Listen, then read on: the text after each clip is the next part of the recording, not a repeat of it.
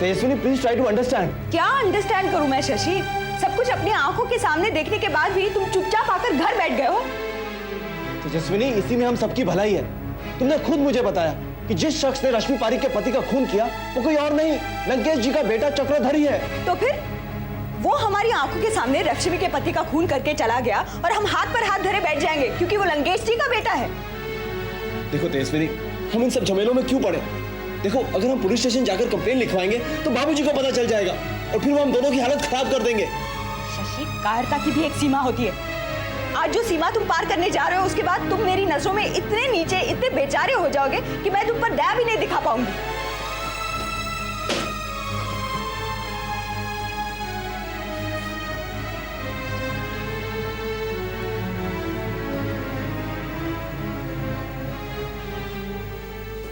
तेजस्विनी, ये बार बार मुझे कायर कहकर मेरा अपमान मत करो प्लीज। मगर तुम्हारे इस व्यवहार को दूसरा और कोई नाम नहीं दिया जा सकता शशि। क्या तुमने अपनी आंखों से नहीं देखा किस तरह रश्मि बिलख बिलख अपने पति को लिपट कर रो रही थी?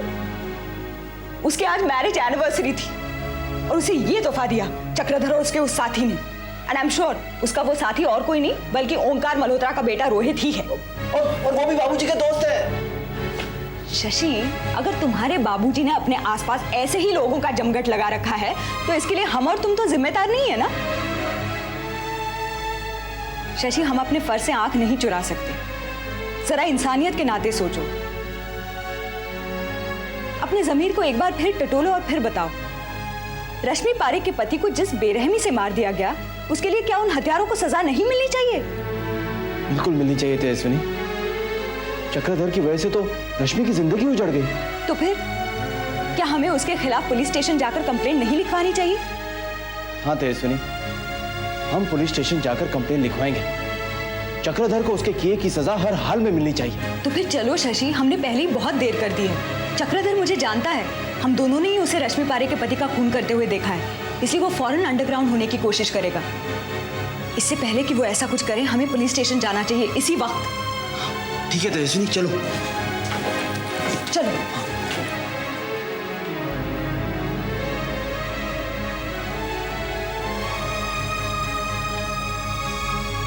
अरे तुम लोग कब आए? मुझे तो पता ही नहीं चला। वो माँ, बस अभी थोड़ी देर पहले। फिर भी बाहर जा रहे हो? हाँ माँ, वो माँ हमें एक जरूरी काम से बाहर जाना है, आने में थोड़ी देर हो जाएगी। खाना तो खा के आए होंगे ना? अरे हाँ, खाने पे ही तो गए थे तुम लोग। गए तो थे खाने पे, मगर माँ हम लोग आते ना थोड़ी देर में, तुम हमारे खाने की चिंता मत करो, हम खा लेंगे कहीं बाहर ही। चलो तेजस्विनी। अच्छा।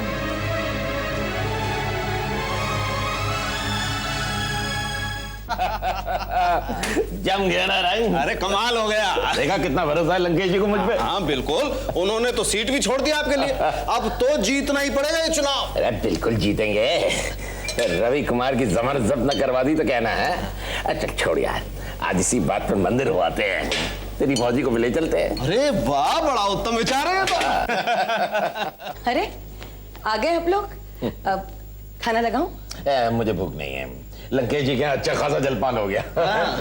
इतनी देर कहाँ लगा दी आप लोगों ने? अब बता भाई इसे। अरे फौजी एयरपोर्ट गए थे लंकेश जी को छोड़ने। हांगकांग गए 15 दिन के लिए, अब फिर से कह कर गए हाई कमांड को है। अब तो जीत कर दिखाना ही पड़ेगा चुनाव, लंकेश जी को भी और हाई कमांड को भी। चल भाई मंदिर होकर आते हैं, मैंने मन्नत भी मांगी है। और शशि भैया आ गए हो तो उन्हें भी ले चले।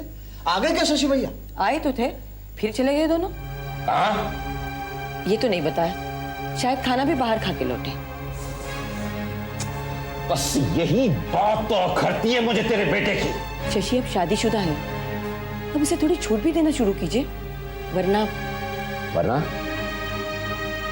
वरना क्या? शशि जवान है, अपनी बीवी के सामने बहुत ज्यादा अपनी बेइज्जती बर्दाश्त नहीं करेगा।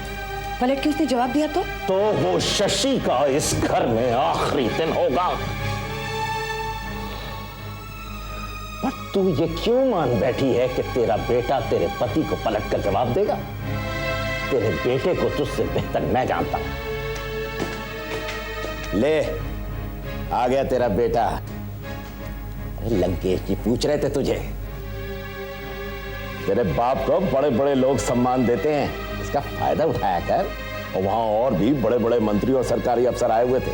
भाई ऐसे ही फंक्शनों में जाकर तो जान पहचान बढ़ती है। लेकिन तू तो इसके साथ जाने किन फालतू लोगों के यहाँ खाना खाने चला गया?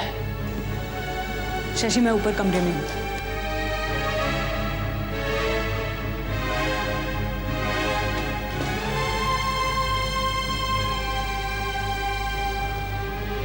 ये मुर्दनी सी क्यों छाई हुई है तेरी बीवी के चेहरे पर?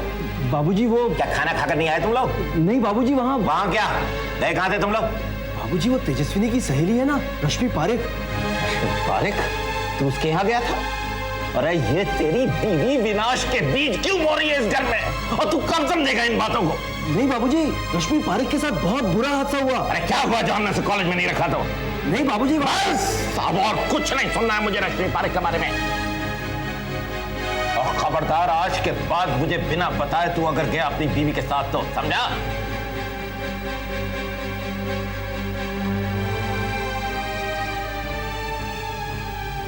अब अगर मैंने तुझे अपनी बीवी के इशारों पर नाचते हुए देखा तो कसम मां काली की मैं जीना मुश्किल कर दूंगा तुम दोनों का इस घर में।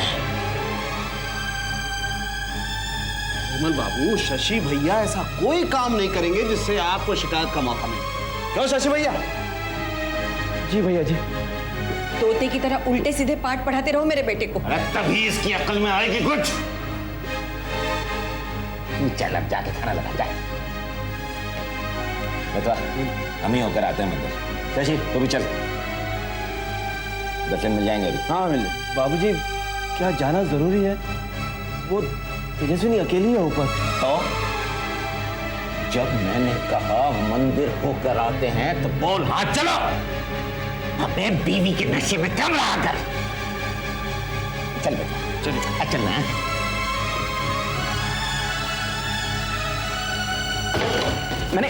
मैंने आपको एक बार कहा ना, मैंने कुछ नहीं किया। Why didn't you listen to me once, for God's sake? Inspector, ये तुम्हें बहुत भारी पड़ेगा। Just shut up!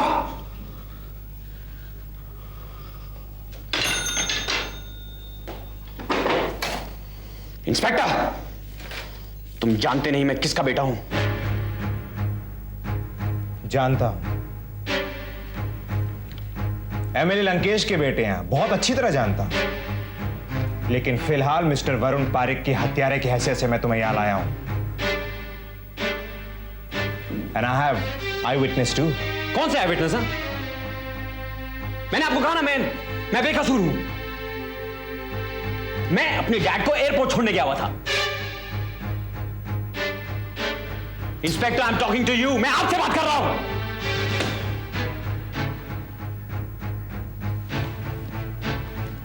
वो सब कुछ अब कोर्ट डिसाइड करेगा।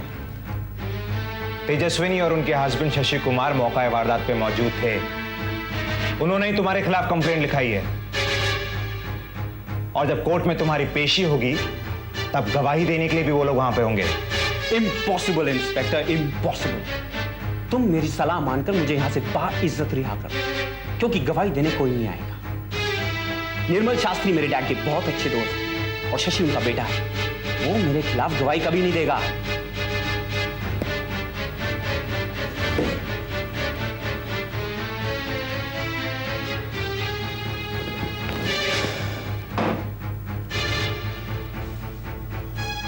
हो सकता है, लेकिन तेजस्विनी गवाही देगी और इस बात का यकीन है मुझे। अब तुम रात भर इस हवालात में गुजारो और सोचो। चंद रुपयों के लिए तुमने एक शरीफ इंसान की जान ले ली। अरे तुम जैसे शैतान को अगर फांसी की सजा भी दी जाए ना तो कम है।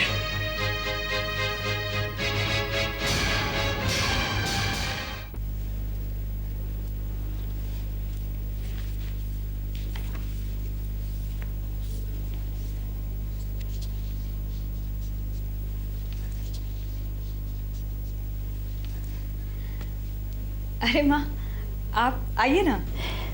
अपने कमरे में अकेली बैठी थी, सोचा यहाँ की तुमसे बातें करूं। आइए। मैं भी सोच रही थी नीचे आने को। शशि तो बिना खाए चले गए, मुझे भी थोड़ी भूख लग रही थी। बेटी तुम लोग तो खाने पे गए थे ना, फिर क्या हुआ? माँ, वहां एक ऐसा हादसा हुआ। कैसा हादसा? रश्मि के पति का खून हुआ। क्या कह रहे हो बेटी? हाँ, और शशि ने और मैंने अपनी आंखों से देखा है। किसने किया है खून? जब आप सुनेंगे तो आपके पैरों से जमीन खिसक जाएगी। नहीं नहीं बेटी, बताओ मुझे। रश्मि के पति का खून करने वाला और कोई नहीं बल्कि लंकेश जी का बेटा चक्रधर है। क्या? हाँ, उसने रोहित के हाथों से पिस्तौल छीनकर रश्मि के पति को मार दिया। हे भगवान, और ये सब तुम लोगों की आंखों के सामने हुआ? हाँ माँ, शशि ने और मैंने अभी अभी पुलिस स्टेशन में जाकर कंप्लेंट लिखवाई है। शक्ति सिंह ने चक्रधर को अरेस्ट भी कर लिया है। हे भगवान, ये सब मुसीबतें हमारे घर पे क्यों आ रही है?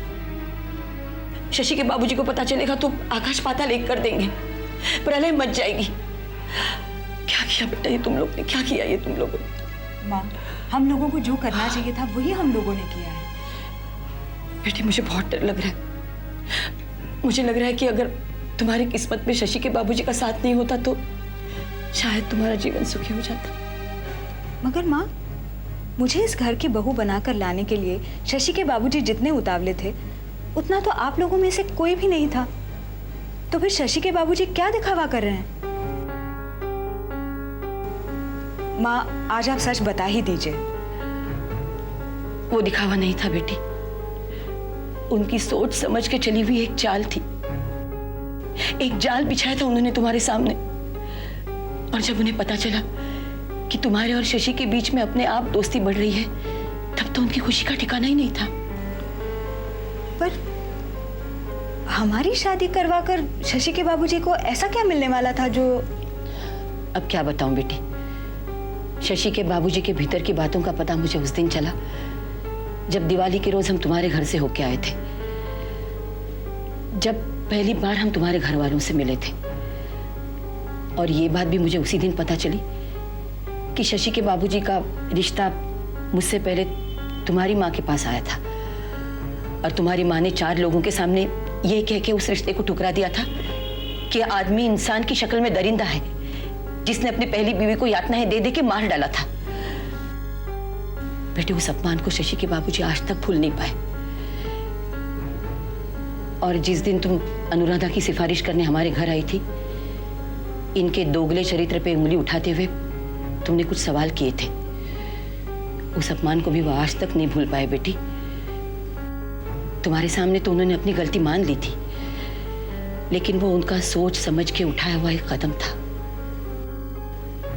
तुम्हारे जाने के बाद हम सबके सामने उन्होंने एक प्रण लिया, चाहे कुछ भी हो जाए वो तुम्हें इस घर की बहू बना के लाएंगे और तुम्हें सता सता के तुम्हारे गुरूर को चोट पहुंचाएंगे। फिर जब उन्होंने तुम्हारी मां को देख लिया तब तो उन्होंने ठान ही लिया कि मां और बेटी से मिले हुए इस अपमान का बदला जरूर लेंगे और कुछ भी हो जाए तुम्हें इस घर की बहू बना के ले आएंगे। बेटी, उन्होंने तो अपनी बेटी की मौत की भी परवाह नहीं की। वो किसी भी सूरत में तुम्हें इस घर की बहू बनाने के लिए पागल हो गए थे ताकि तुम्हें यातनाएं दे दे के अपनी छाती ठंडी कर सके।